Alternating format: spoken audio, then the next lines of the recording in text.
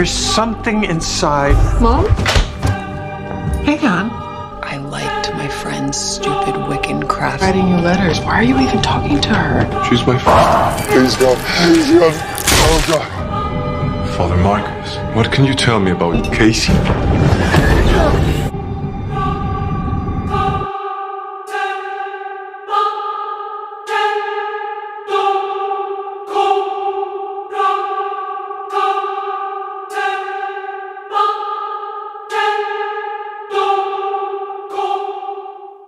Episode 2 dibuka dengan seorang anak muda yang berumur 12 tahun. Ia sedang diajarkan oleh seorang imam di ruang bawah tanah. Di mana si anak kecil itu akan disuruh menghadapi seorang pria kerasukan. Diketahui anak ini dijual oleh ayahnya sendiri, setelah sang ayah menghabisi ibunya di depan matanya. Dan sang anak adalah Pastor Markus.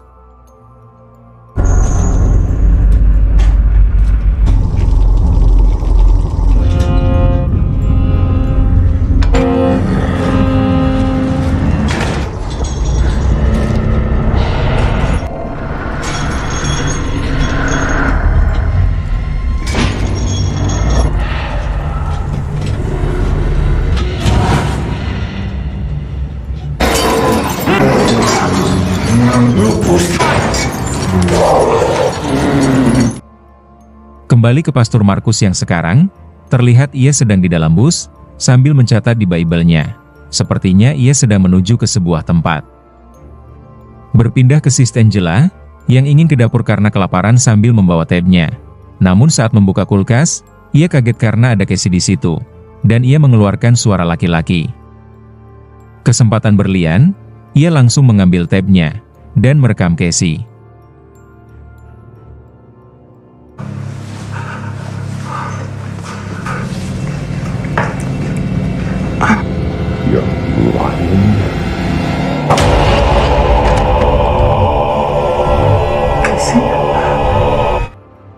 Di pagi harinya, kita ke Pastor Thomas.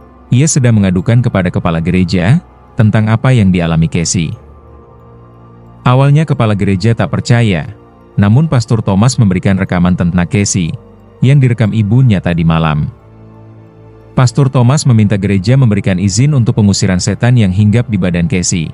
Mendengar itu kepala gereja pun merasa Casey tak kena gangguan iblis, jadi bawa saja ia ke psikiater. Dan lagi pula, Sri Paus akan datang ke sini, dan Pastor Thomas yang akan menyambutnya. Ia meminta agar Pastor Thomas fokus saja ke tugasnya itu. Berpindah ke Sis Angela, yang sedang bertemu seseorang bernama Sis Maria. Ia adalah wakil komunitas gereja, dan sosialita tersohor kali di kota ini. Mereka mengobrol tentang Sri Paus yang akan datang ke sini, karena mereka berdua akan menyambutnya di hotel ini. Namun saat asik mengobrol, Sis Angela mendapatkan SMS dari Casey, yang kata-katanya tak jelas. Lalu seiring kepergian Sis Maria, Sis Angela menelpon Casey, dan saat diangkat, cuma desah-desah doang. Singkat cerita Sis Angela sudah di rumah, memanggil-manggil Casey. Tapi sepertinya keadaan rumah kosong. Lalu ia menelpon Casey. Yang ternyata suara tinut-tinutnya dari kamar, Casey tak membawa HP-nya, dan ini yang terjadi.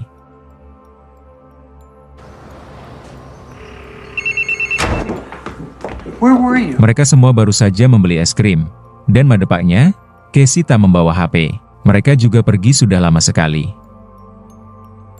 Berpindah scene ke Pastor Markus yang baru saja selesai lari pagi dan berniat pulang. Namun saat di dalam ia bingung, di dalam ada seseorang yang datang, yang ternyata Pastor Markus. Pastor Markus cabut dari Aquinas untuk membantu Pastor Thomas, dan ia berkata, sang iblis sedang berada di fase hibernasi, yang lama-lama akan melekat kepada tubuh Casey. Makanya mereka harus cepat mengusirnya, sebelum terlambat. Kita ke Casey, yang sedang melakukan pertandingan bawa bola pakai tongkat, dan di situ juga ada Catherine yang menonton. Namun saat ada kesempatan Casey menyerang, ia diselengkat oleh sang lawan, membuat Casey gagal counter attack. Pas sekali babak pertama berakhir, Casey buru-buru mengambil air, tapi saat ia melihat Catherine, ia melihat bapak-bapak yang duduk di sampingnya. Saya kira, kayaknya Om Gatelnich, tapi ternyata, dialah awal malapetakui untuk Casey. Lanjut, permainan pun dimulai dengan cukup ketat. Namun lagi-lagi, Casey dijegal dengan orang yang sama. Seketika itu juga Casey bangkit, dan inilah yang terjadi.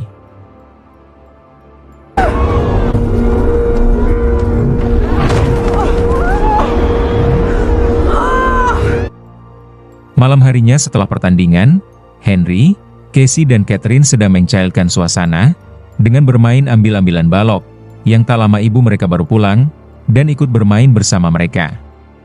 Sis Angel bertanya tentang hasil pertandingan Casey tadi, yang dijawab Catherine, tim Casey memenangkan pertandingan tadi dan orang yang selalu mengganggu Casey, kakinya patah. Mendengar itu, Sis Angela kaget, ia langsung ingin memanggil Pastor Thomas, karena pasti ada yang tak beres.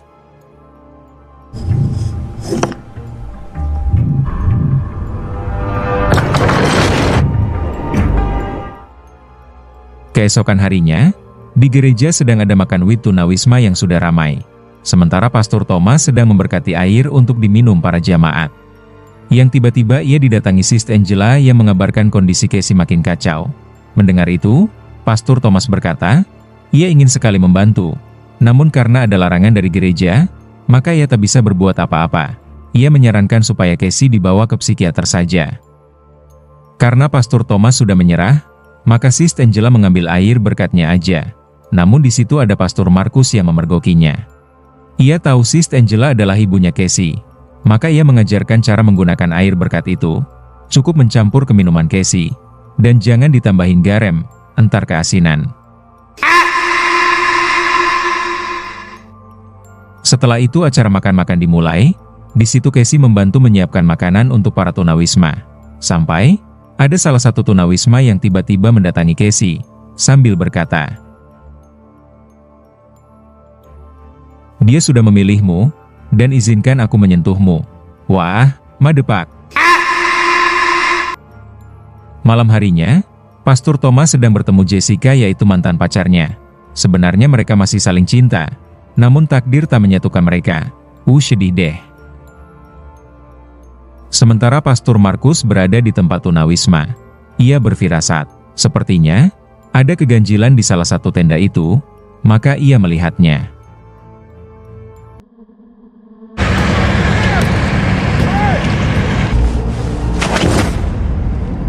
Tiba-tiba muncul seorang nenek dengan tampilan muka yang kacau, yang ternyata ia kesusuban.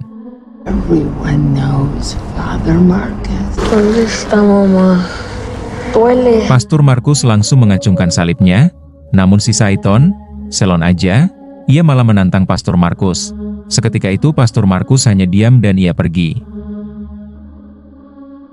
And the Holy Spirit, I command you, in the name of the Lord, why look now? Yes. Yes.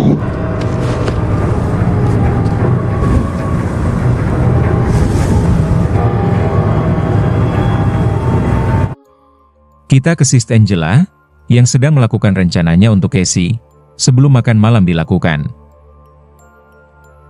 Ia mengalihkan pembicaraan agar Casey bisa minum, tapi setelah diminum, kok enggak terjadi apa-apa sih?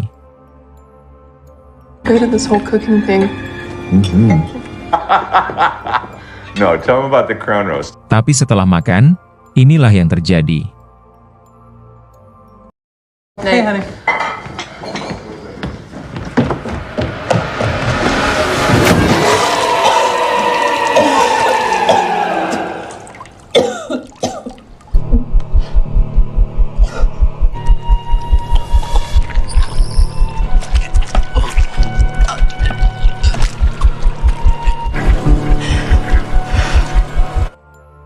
Setelah kejadian itu, Casey pun duduk di depan rumah, sambil bengong. Lalu tak lama, om-om yang waktu di pertandingan itu datang, menghampiri Casey. Om-om itu bertanya apa yang terjadi dengan Casey. Mukanya tampak bermuram durja. Casey menjawab ia bingung dengan apa yang ia alami beberapa hari ini. Ia bercerita, sewaktu pertandingan ia bisa membuat kaki lawannya patah, dan yang lebih buruk lagi, tadi saat makan malam, ada sesuatu yang keluar dari perutnya. Kejadian itu ternyata dilihat oleh ayahnya.